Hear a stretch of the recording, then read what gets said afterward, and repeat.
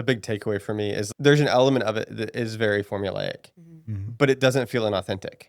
And it never feels like that when you're receiving it, though, too. Like, oh, they really care. I think it's at its best when you have that shared language with the people that you're living life with. That is Joseph and Hannah, married almost 9 years and friends of mine and Victoria's for over a decade, and our first ever guests in the podcast studio. They both went to the Creating Connection and Conflict to Connection class from Equipping Ministries earlier this year. One of them walked in as just a natural extrovert, but gets nervous in one-on-one situations, whereas the other is more of an introvert who lights up in a small group but freezes when they're on the stage. In this episode, we get into what actually happened in those classes, where the skills felt forced and where they came naturally, and what it means to bring a shared language into a marriage, into parenting, into a youth group, and into a workplace where they have no idea what it means to actually listen. Take a listen, enjoy the episode. How did God design us to be human? This is the Human Project Podcast. My name is Chris, and these conversations are about being relational disciples who know, love, and follow Jesus. The conversations we have on the Human Project exist to equip you to do just that. Welcome, everybody. We have been a while since we recorded an episode, and I'm super excited because we have our first ever podcast studio guests on here. Welcome to Joseph and Hannah. Woo! Applause. Who do the applause? Yay! That sounded like from Monty Python. And there was much rejoicing. Hooray! Well, welcome, Joseph. Welcome, Hannah. Welcome, Chris. Thank you. I feel To so yours welcome. podcast studio. Yeah, I'm excited to have you guys here. So you guys recently got to go through a couple of the classes that we have at Equipping Ministries. And I just kind of want to hear your story and you get a chance to share like what happened, what did God do, what were things like before, what's kind of shifted and changed as you guys got to experience the classes. So let me rewind us all the way back because I've been with Equipping Ministries for a couple years now, and I know I've talked to both of you about it quite a bit. Oh my goodness, Chris keeps talking about this thing. But Joseph, I'll start with you. Yeah. Since you and I have a little bit longer of a history than Hannah. Not much longer. How long have you guys been married now? Almost 9 Yeah. years. Yeah. No, you're like, Yeah. I didn't know there would be a quiz to start. 9 years? Yeah. We've Has been it really been together almost 12 years. Yeah. No, 11. Yeah, you're right. 11. Wow. Yeah. That's Yeah. crazy. So actually, before we dive in, tell us a little bit about yourselves, like known each other for 11 years or Yeah. been together 11 years? Yep. Married 9? Yeah. I'm Joseph. This is my wife, Hannah. We have 2 girls, Eliza and Iris, who are 3 and 1, respectively. And yeah, we have been married for almost 9 years. Known each other for 11, met through a weird series of events. But yeah, to answer your question, so I have been a part of Living Church, which is the church that Chris and Victoria and their family are also a part of, basically since it was founded, minus a little gap in there. But and I've known Chris since almost that time. I think, Chris, you came around pretty early on in the Living Church journey. At the time, I was leading a house church with a couple other guys, and through a friendship, Chris showed up. And yeah, I don't want to steal your story, but met Victoria there, and we've been really good friends for quite some time. And Hannah came into that picture a couple years after that, and yeah. Oh. Did you guys get married 2015 or 15. 16? I feel like 2015. Quiz for you now too. I remember going to your guys' wedding. It was like very early on Yeah. Yeah. Okay. for us. Yeah. But it was like one of our first That was such a blur. weddings that we went to together. Yeah. Yeah. That's awesome. Yeah. Oh, one of your first weddings. That's cute. so cool. Yeah. Yeah. Joseph was actually one of my groomsmen. Mm-hmm. So yeah, our friendship goes back quite a ways. Yeah. So yeah, it's Yeah. super awesome to have you here. So the last couple of years, I've been talking a lot about Equipping Ministries. Mhm. What kind of opened the door or made it different about me talking about it this time? Because you guys came to a class. When would that have been? January? March? March. March. Yeah. Yeah, March and May. March. Yeah. March and May.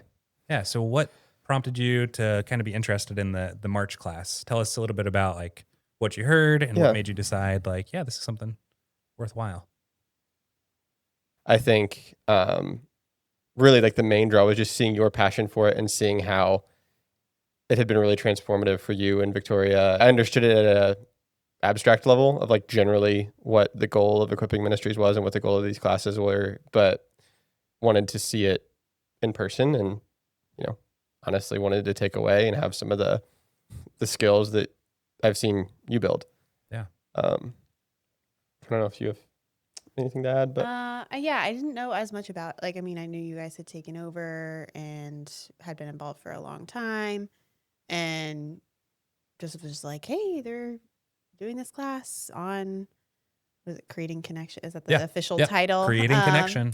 Yeah. The first class, and he explained like it's, skills to connect with people, and I was like, me as an introvert, I could use that, and maybe it'll help me talk to people, randomly that I don't feel like I know as well or have as much in common with or whatever. So I was like, okay, let's try it.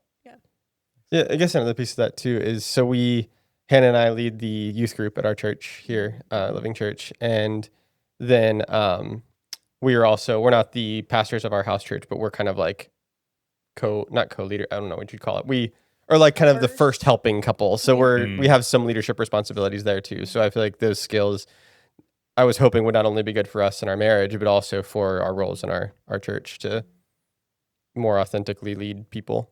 Yeah. So it sounds like there was like a personal aspect of getting to see Victoria and I doing this and seeing the change that had happened, as well as like what you're looking for personally and then your leadership. Yeah, absolutely. Well, okay.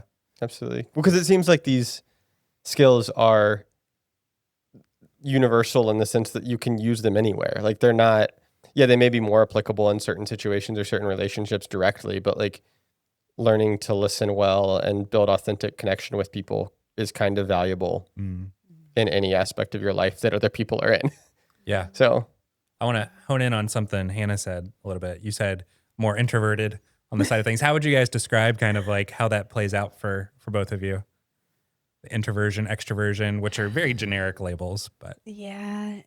For me, I think like when we go to settings where there's large amounts of people, and I know I want to connect with people, like, and I want people to feel welcome in our church, or like we're on leadership, and I want to be able to like talk to people, but then I get so nervous, and I'm like, I have things in my head that I prepare for ahead of time. Like one of the questions leading up to the class was like, do you find that you're rehearsing what you're going to say or something? And I was like, yes, all the time. And then I get home and I'm like, I meant to ask this person about this thing that I know is going in their life, and I've been thinking about it, and I just like forget, which I still do. So it's just like a nervousness, and then I just get, I think, overwhelmed, and I'm just like, just survive in the conversation. Like I'm here, I'm present. Let's do this. And I like truly want to hear about you, but then I'm just distracted. The kids are running right. I'm just like in and out of conversations. So that's probably I'm like most introverted. Okay. I would say. Yeah. So like you go to those social settings and you have intent, you have a goal of like, I want to be there, I want to be present, but then it's happening and you go, or something gets missed. Yes. Yeah. Is that similar for you, Joseph? Or I would say well, first of all, to give Hannah credit that she won't give herself, I think the flip side of that is she is phenomenal at like one-on-one relationships. And, like thinking of our youth group right now is heavily skewed towards middle school. And Hannah is great at building relationships with, the middle school girls. Where for me, as more of an extrovert, first of all, I talk a lot. That'll probably become obvious by the end of this episode that I talk a lot more than Hannah. But like I am zero stage fright. Like put me on a stage, put me in front of a group of people, put me on a podcast. Like I'm totally comfortable. Ask me to sit down one-on-one with a middle school boy and have a deep, real conversation, not just talk about sports. And that's where I'm like, I don't know what to say. Like, thankfully, most of the guys in our youth group right now are like, I have a good relationship with, and they're very talkative. But as a general rule, like that is much harder for me, where I think Hannah's much more comfortable there, where Hannah getting up on a stage in front of people is terrifying. And for me, I'm like, sure, let's go for it. Okay. Um, I was just reminded of a memory from my childhood. My parents like wanted me to be involved in the church musical as like a 5th grader or something. And they bribed me. They saying that they would buy me a violin, which I wanted to learn violin so bad. If I did, like, got auditioned for a part in like the church musical. And that's still true. Joseph's dad had to stand up there with me while I gave my speech for student council. So did the violin get acquired? It did. The bribe worked. The bribe worked. You did. I the had a Christmas play. very minor part, and me and my best friend, who's like 4'11", were twins, which is hilarious because I'm like 5'7" or something. We're like even back then we were like a foot different. That's a fantastic memory. Yeah, I think there's so much about how we grow up that kind of gears us one way or the other, whether we're really outgoing in group settings or whether we're more reserved in group settings. Like I tend to gravitate more towards Joseph. Like I love being in groups, but my goal of a group is to kind of get to know people and then dive into the one-on-one relationship. So it sounds like you guys came at it from pretty different sides coming into the class. So walk me through what your expectation was leading up to the class. Like, what did you hear? What did you kind of think it meant, or what was involved in it going into it? I think I knew a little bit of what to expect because of hanging out with you. And like when we would get lunches, you know, I would see like you had given me some preface and I would see some of these skills come out. But I remember joking during the first class, like towards the end of it, I was like, now I know what Chris does to me when we meet for lunch, because I would see those skills, like the things that I learned in the class were things you were using to help us have deeper conversation. I think I was mostly just hoping to learn those skills, like to just have this like starting point. And I know it's like none of these skills are something you go to one class and then you're just like perfect at relationships. I'm very much of like a frameworks thinker, and like you give me like if I can visualize a decision tree or like a table, that helps me in real life, which sounds super nerdy, but like that helps me through like how to get through a situation and make it a positive experience. And that it gave me some of that for like, I've heard the idea of like reflective listening. I've heard the idea of, you know, like these ideas of just like being present, but this gave like real tools to do that. And like very practical, like when someone says this, think this, say this almost.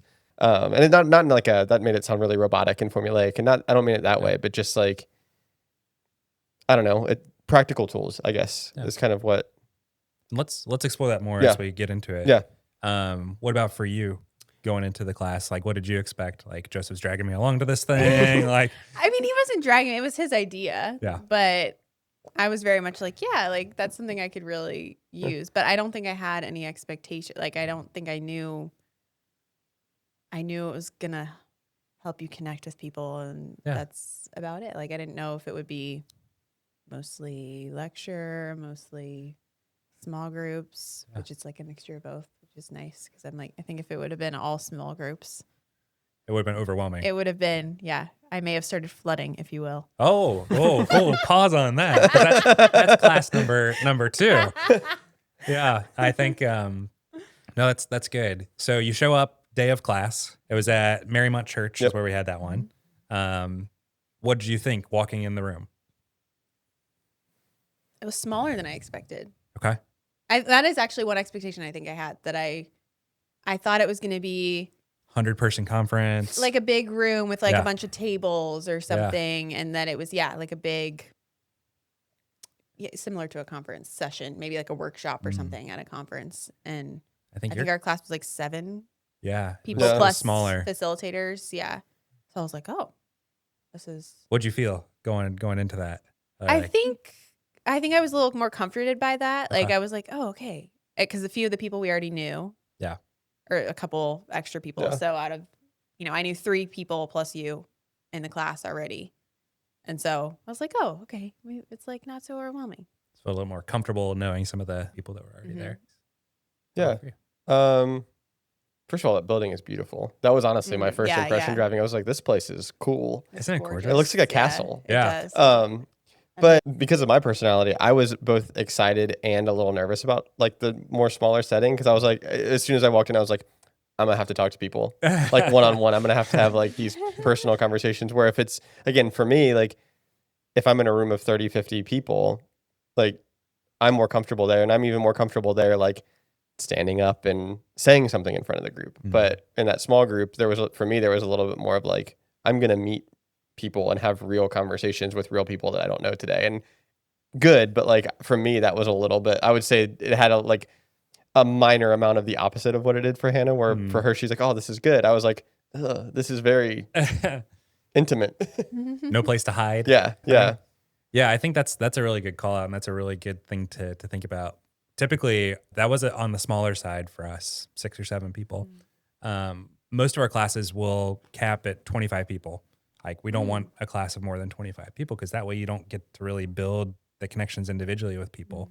Sometimes if we go into a church setting or things like that, then there will be more than 25 people, but we really want to protect that everybody gets a chance to hear, everybody gets a chance to ask questions, everybody gets a chance to participate.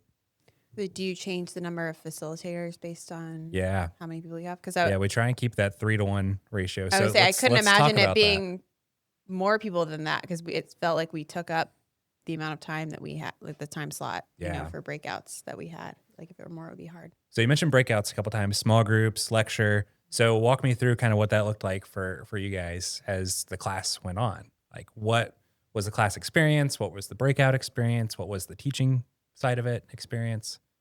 What did that look like for the first class? Let's stick with the first class. I think I thought it like I remember saying this to Hannah like on our way home as we were just kind of debriefing. Like it felt like, I'm not just saying this because you're here, but like the perfect balance of like teaching, lecture, instruction with practice and involvement. Like I think you can go too far in either direction. Like I think you can obviously go too far where you just come get lectured at for 4 hours and then walk away and you're like, okay, cool, but what do I do about it? But I think you can also go too far in the other direction where like for most people, these are paid classes and like, I don't want to just come and talk. Like I want to come and learn from someone who has more expertise than me and who's spent more time studying these things and practicing these things. And I felt like it was a really good, healthy balance. I also thought I liked that the breakout groups with the facilitators was like, I think my group had 3 or 4 people plus the facilitator, which I also really liked. You still had like plenty of support, I guess maybe is a way to think of it. Like usually at least 2 people in the group were kind of thinking the same way and maybe struggling with the same practice or something. So you still felt a little bit like safe, but at the same time, it was small enough that you were really able to actually practice and everybody got their turn to talk through things and practice things and ask questions. And yeah. Also my facilitator, Karen. Oh, shout out. Karen, you're awesome. Yeah. Karen was my first facilitator when I came to a class. Yeah. She's my equipping ministries mama. And she'll own it too. She calls me her baby. So you gotta experience both sides of the coin with that. You gotta see enough to hear from somebody else and kind of get new insights, new perspectives, and at the same time put it into practice. Yeah, absolutely. How about for you, Hannah? What was your takeaways with that? Yeah, I agree. I was glad that it wasn't all breakouts because I was like, oh, okay, smaller group. That's reassuring, but I'm like, I don't want to have to, share the whole time. That would have been hard for me too, I think. So it was like a good amount of learning and then practicing. And like my facilitator, Jordan, was great too. Like you could just shout out Jordan. Shout out Jordan. You could tell that they also have been practicing that. Like it was just, and I think I thought it would feel kind of forced, I get, like when we were practicing the actual skills, because I feel like I was forcing myself to use it, like it just feels different. But you're like, oh, like it feels like you really care about this, or that was a really good way to think about how to say that or whatever. So it was just really good to practice like right there when it's fresh in your mind from what you've just heard. Yeah. Go ahead. That's one of the things that I think was a big takeaway for me is like, especially from creating connection, there's an element of it that is very formulaic, but it doesn't feel inauthentic. Yeah. which I think is such a hard balance to find in like personal relationships that, I've been in, especially in the church world, been in relationships before where it's so formulaic of like, we are going to meet up. I'm going to ask you these 3 questions. And like, even if the intent was good, it felt very impersonal and very just, like, I got to meet up with these people and check the boxes with each one. Or there's those other relationships that you maybe meet up consistently, but you don't really ever get into it. 'Cause it's just like, hey man, how you doing? Hey, what's going on in your life? And it's like, they're so open-ended questions that it never really goes anywhere. And I feel like the formulas of creating connection thread that needle so well to get like intention and purpose and depth, but without feeling impersonal and hollow or something. Does that make sense? Yeah, it does. Yeah, because I've got to experience it and I've got to see the pushback on it. Like, oh, this sounds like forced or robotic or like training wheels on a bicycle. Yeah. It's like how I like to talk about it. The goal is not for them to stay there forever, but the goal is so much of what we do and practice in the church world is it's very, very informational. Mm. And what we try and get to, especially in the creating connection class and the conflict to connection class and the renewing your mind class, is helping people move from information to practicing formation. Hmm. And that's really the goal of that. Did Yeah. you see that kind of practiced or walked out there?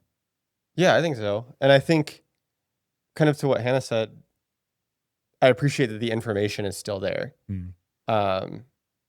Like you give it, I'm thinking even more so of the conflict class, but you give like the actual science of how the brain works. 'Cause like at least for my way of, I don't know, my brain, for how my brain works, like I need to know why, like I need to know what's actually happening. And that actually helps with the formation part of it. Yeah. So I think there's just a good balance there. You're not ignoring the information, but you're making sure the information turns into something more than just information. Yeah. I would say something that's been helpful for me is what exact scenario do I use this in? Like, where do we go from here? Like, we used our 1 example or 2 example scenarios like in class, and then I was like, okay, but in real life, like, how do I know when it's time to use this?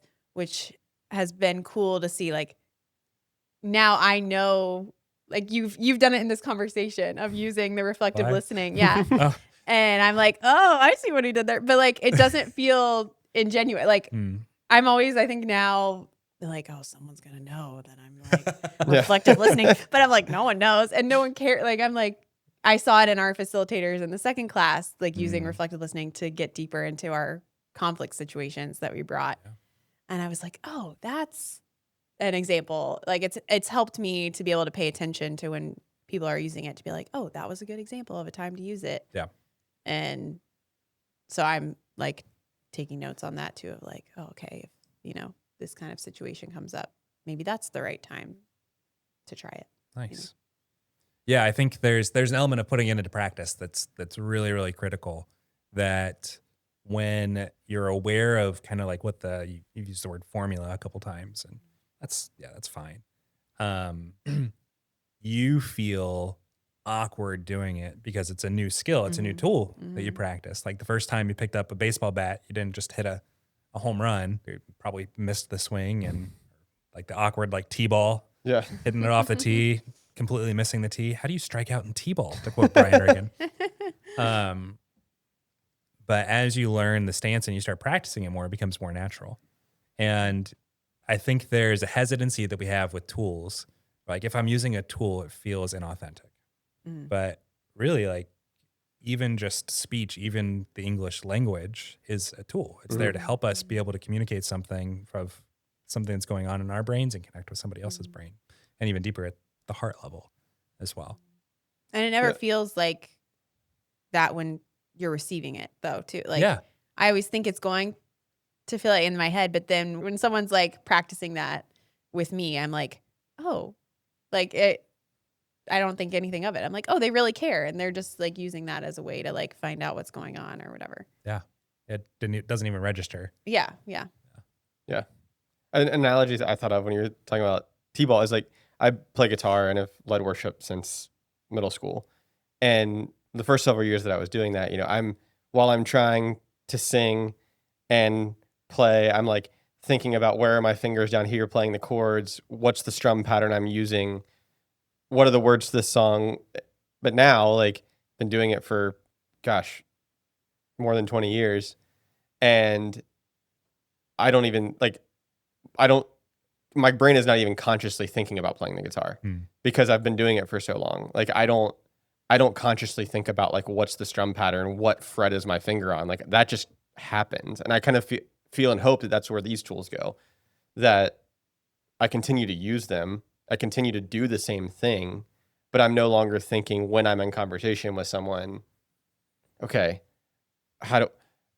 I'm actively analyzing, okay, what are they saying? What are they feeling? Okay, well, how do I respond to that? Like, I think that will just start to become natural. And I think that's what I've seen in you. Like, when we've gone and had, lunch conversations and stuff, like, I don't get the impression that you're like having to deeply think about the tools that you learned in the class anymore. Like, you've just practiced it so much that now you're just good at having deep conversations. And I feel like that's kind of the goal, is not to do these specific, say these words at this time, but to like learn and practice to just be able to naturally have deep, meaningful conversation and relationship. Yeah. Because it's made me more aware of, like, in my brain, if I'm not using, or I'm still trying to figure out if I should use the listening skill or whatever. I'm like, am I being the adverse advisor right now? Like, I feel like my default is when I don't know what to say, I just like ask more questions. So like the investigator, asking them all the questions, and the motivation for me specifically isn't to just like be nosy and figure all the details. It's just like, I don't know what to say, and maybe if I have more details, then I'll like have something to be able to share or like latch on to. But now I'm like, okay, don't do that. Don't do that. Just see what they're feeling. Yeah. There's a humility that comes with that in particular, because you're like, I'm not trying to drive or control the conversation, but I'm just trying to respond and just be with the other person. How have you seen that? Okay, where are you going? I was going to say, I feel like being, a leader for our teens, being on leadership at church, I feel sometimes a pressure to like offer some sort of like wisdom or advice, I think. And so I'm trying to let go of that too. I'm like, okay, I don't always have to say like something that they're going to be like, wow, that was so good. Like I can just listen, and then they'll at least know that I care about them, even if I don't have like a specific word for them or whatever. Yeah, there's definitely something about that like we tend to think like, oh, like you said, you put pressure on yourself. One of the things that listening does, and listening is not always the skill to use. There's a time to confront. There is a time to give advice. There is a time to do all these other things. But I think listening is a really underdeveloped skill that we don't use that often. But what's great about it is it's actually creating a space for them to process, when done correctly, them process with the Holy Spirit. It's like you ask a question for them and you can start praying right then and there. Like as you're listening to what they're saying, God help illuminate and see if this is something that's accurate or not. In some place that I feel like I'm blessed to have a lot of my friendships and my relationships are people that I have known for years. Like since some of my best friends I've known since elementary school, and we're now serving in ministry together, which is such a blessing and so cool. But the flip side of that is that I'm not often put in a place that I have to develop or want to develop new deep relationships. But I also, as a believer and as a follower of Jesus, I want to share that with my coworkers, because my day job where I'm not in the Christian bubble. And these tools are really helpful there too, to do some work here, to actually have real relationships with these people and not just surface level work, talk about the weather and sports and what's going on the to-do list. Like and these are so helpful, and it can almost, I think, be a little like disarming in a work setting to ask people how they're feeling about something, to even try to go there with someone who, you were in the corporate world for a long time where everything is so surface level and, all you're talking about is what you're doing on the weekend or whatever. I found this really helpful in that environment too. Nice. I feel like there too, they're not expecting you to want to go deeper. So I feel like there it even has more impact, because then as you're asking, they're like, oh, you want to know? Like, you care about that? Yeah. And Yeah. It's surprising. Thanks so much for sharing like what it looked like in the class and kind of how you've been processing it. Have you noticed anything different with like how you guys talk to each other using the skills or anything like that? I've noticed it very specifically more in conversation and relationship with people I'm less close to, and like really intentionally trying to make those relationships deeper than with the person I already have the deepest relationship with. Not to say that there's not practical ways to use that in our marriage, but Yeah. just to honestly answer your question, I've noticed it more in those relationships with that weren't as deep. I feel like I'm still figuring out like when or when not to use it. And I've actually like had a few serious conversations recently with a friend, and like I know the conversation will have like we have scheduled time or whatever to have the conversation. And so like before I'm praying, like I'm like, okay, help me to remember if I need to use reflective listening or whatever, like in that moment. And I haven't remembered every time, which maybe it means that I wasn't supposed to use it. But I have trouble like remembering that in the moment of like, oh, this is what it needs, you know, to keep going or to find out more. And so I just need to be better about using that, even like using it on something small. I don't know. What's a random example? Like, It's part of your preparation checklist. It sounds like. Is this something to keep in the back pocket? Because that's what it is. It's one of many skills that we have when connecting with another person. Yeah. Is the actual listening. But I feel like it would be good for us to practice it on something like this morning. Just was talking about like AI, the new AI features or something at Google. Joseph was talking about AI. What? No I way. hate AI. But I should have been like, so I'm hearing that you're nervous about Google's new About the future of release, humanity. or the future of humanity or whatever. Like practice it on like silly things like that. Yeah. So we just feel more comfortable in this. Silly It's stuff. like Google AI is what I mean. Like, Yeah. instead of having to wait for like, oh, they're dealing with something really serious and really hard, and we need to figure that out, you know? Well, and as you guys were talking, it hit me too that I think one of the reasons that I probably have seen it more in other conversations is because, I mean, you know how it is when you're married and you've got 2 young kids at home, like the time for like, we are now going to have an intentional conversation, that's very rare. Like usually you either kind of stumble backwards into an intentional conversation or it's like you have the intentional conversation over the course of 3 days in 5-minute increments when you get a second to actually have an adult to adult conversation.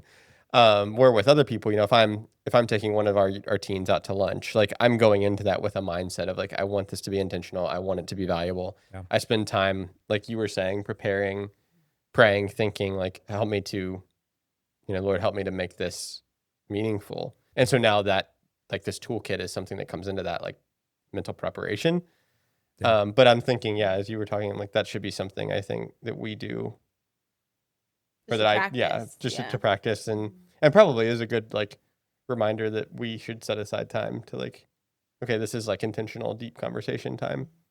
Because you can get lost in the minutia of day-to-day life, especially with 2 kids and represent girl dad life. Yes. Girl parent life. Minutia, that was a good word. Minutia, yeah. It behooves me to use Yeah, that there it is.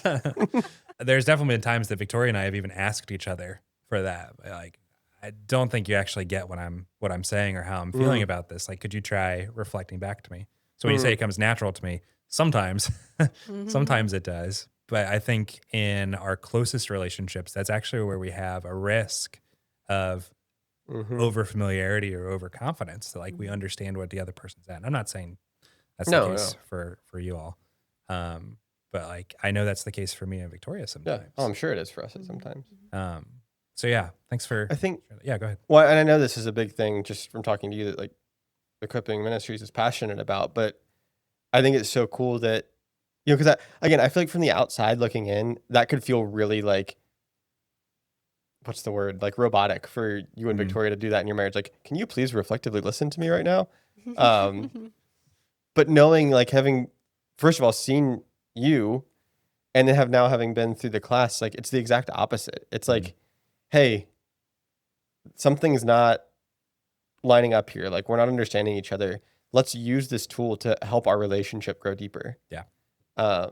And so that's why I think a big thing that I'm becoming passionate about, just as having attended these classes and talked to you, is like, communities need this language. Yeah. Like, it's good for one person or for one couple, and it's valuable. It can still be very valuable, but I think it's at its best when you have that shared language with the people that you're living life with. Yes. Because then you have those opportunities. And I think even more so when we get to the conflict stuff, like, both of you having the understanding and the tools and the language to talk through that could be so, so valuable. What a good conversation. In the next episode that Joseph, Hannah, and I hinted at, they're going to take us into the room for conflict to connection, class number 2. The one that Hannah half joked she might have gotten flooded in. We're going to get into what it actually looks like to bring these tools into a real disagreement, and what changed for them as a couple, as parents, and as leaders once they had the language to go beyond just connection into real conflict. So we hope you'll join us for the next episode. Hey, thanks for joining us. We believe the world changes when people are not just informed, but formed. Relational discipleship is how that happens. Real connection, honest relationships, and a life shaped by following Jesus together. A dedicated team makes this podcast possible, and we're so thankful for every one of them. If you want to go deeper or be part of what God is building, visit us at equippingministries.org.